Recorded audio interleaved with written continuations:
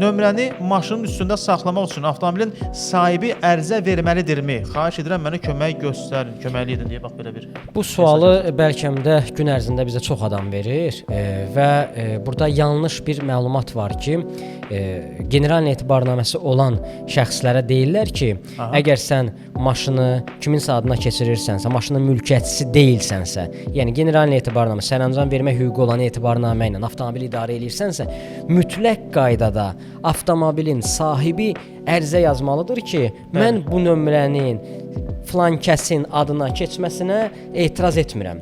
Bu tələb qanunvericilikdə yoxdur. Çünki general etibarnamə bizə bütün səlahiyyətləri verir. Maşını satmaq, ipotekaya qoymaq, bağışlamaq və s. və ilaxır.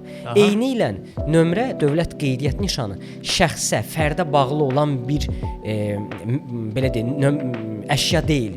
Nömrə maşına bağlıdır. Maşın isə bağlıdır şəxsə.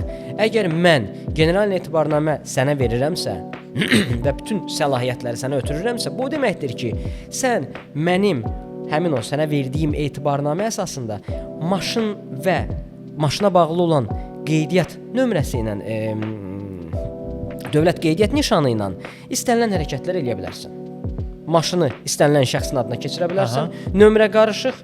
Əgər həmin şəxs nömrəni istəmirsə, nömrə maşının üzərindən çıxarılır, verilir Dövlət Yol Polis İdarəsinə, Qeydiyyat İmtahan İdarəsinə və həmin şəxs özünə təzə nömrə götürür. Yəni maşının mülkiyyətçisindən hər hansısa bir razılığa ehtiyac yoxdur.